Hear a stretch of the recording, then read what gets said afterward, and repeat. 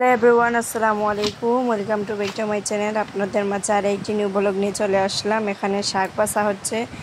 এই শাকের নাম হচ্ছে গিয়ে পালং শাক। আপনারা কি বলেন জানি না, কমেন্ট বক্সে কমেন্ট করে জানাবেন আমাকে একটু আপনারা কি বলেন।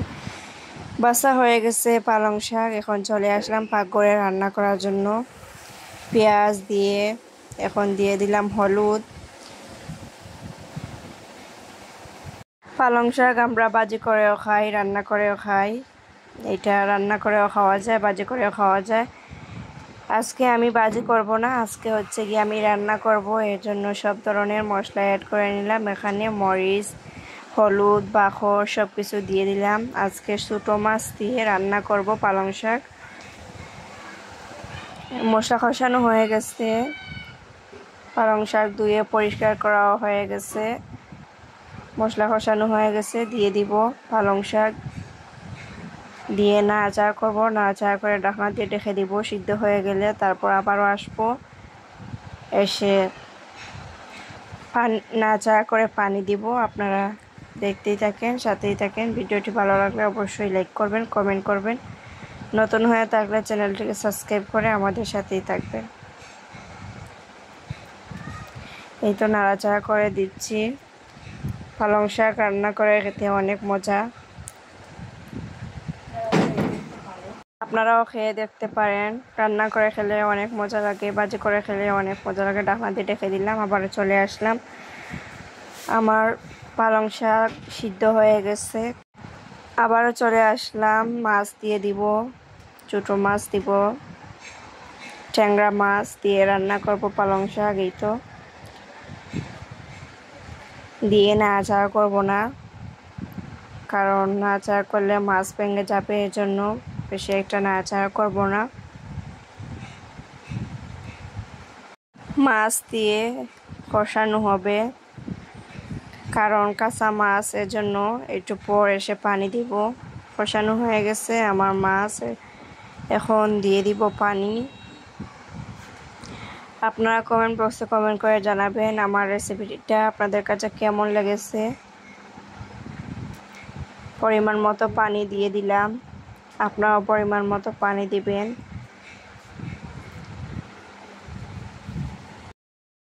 আবারও চলে আসলাম। এদিকে আমার পালং শাক রান্না করা হয়ে গেছে, অনেক সুন্দর ঘ্রাণও বের হয়েছে।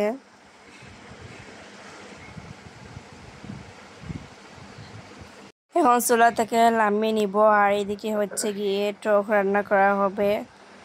আমরা টক রান্না করা হবে, এজন্য পাতিল বসিয়ে দিলাম, দিয়ে তেল দিয়ে দিলাম। তেল দিয়ে রসুন দিয়ে দিব, পেঁয়াজ দিয়ে দিব। রসুন পেঁয়াজ কষানো হয়ে গেলে মশলা দিব। এখন নাড়াচাড়া করব। আর এই তো আমার আমরা আজকে হচ্ছে গিয়ে টক রান্না করব।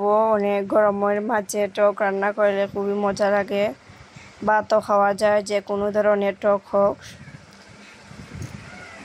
তো পেঁয়াজ দিয়ে দিলাম।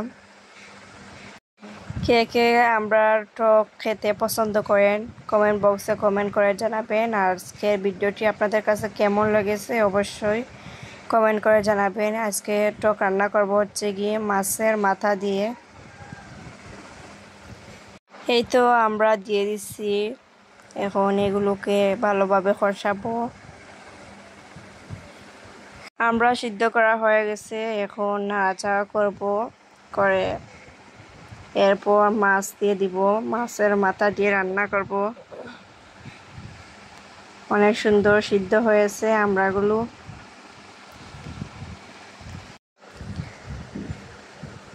তেল জাতীয় মাছ দিয়ে টক রান্না করলে খুবই ভালো লাগে।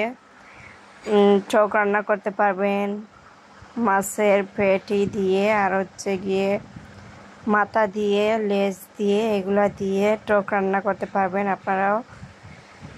এই তো আমি মাছের মাথা দিয়ে দিলাম, দিয়ে এখন মাছের মাথাকে কষাবো নাড়াচাড়া করে। আপনারা দেখতেই থাকেন আমার রান্না বান্না। আর আমার রান্না বান্না কেমন লাগে আপনাদের কাছে অবশ্যই কমেন্ট করে জানাবেন। ভিডিওতে কোথাও কোনো ভুল হলে ক্ষমার দৃষ্টিতে দেখবেন। এই তো কষানো হচ্ছে, এখন ঢাকনা দিয়ে ঢেকে দিব। আবারও চলে আসলাম, কষানো হয়ে গেছে, এখন পানি দিয়ে দিব পরিমাণ মতো। পানি দিয়ে নাড়াচাড়া করে ঢাকনা দিয়ে ঢেকে দিব।